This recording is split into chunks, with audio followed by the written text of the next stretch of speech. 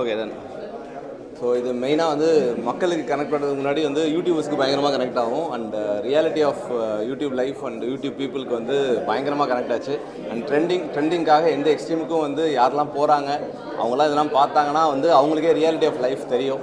Content இன்னைக்கு இருக்கிற generation வந்து கண்டென்ட் என்ன டெய்லி தூங்கும் போதே நாளைக்கு என்ன கண்டென்ட்னு யோசிக்கிற பீப்புள் வந்து இனிமேல் நிறைய யோசிப்பாங்க இது நம்ம பண்ணுறது கரெக்டாக தப்பா அப்படின்னு சொல்லிட்டு. ஸோ டேரக்டர் சார் வந்து எந்த அளவுக்கு யூடியூப் பார்க்குறாங்கன்னு தெரியாது, பட் எவ்வளோ தூரத்துக்கு வந்து ட்ரூத்ஃபுல்லாக வந்து அதை டெலிவரி பண்ண முடியுமோ கொடுத்துருக்காங்க. ஒரு 4-5 பேரை வச்சு ஒரு படம் ஃபுல்லாக ட்ராவல் ஆக முடியுமா, அதை என்டர்டெயினாக ஆக்கப்பூர்வமாக கொண்டு போக முடியுமான்னு கேட்குற கேள்விகளுக்கு பதிலாக இந்த படம் நிச்சயமாக இருக்கும். அண்ட் கலை ப்ரோ பிரியா அவங்க 2 பேரோட வந்து சுற்றி ஹோல் லைஃப் ஜேர்னியை வந்து ஒரு வீட்டுக்குள்ளே காட்டுறது வந்து எவ்வளோ தூரத்துக்கு வந்து ரியலாக வந்து காட்ட முடியுமோ காட்டியிருக்காங்க.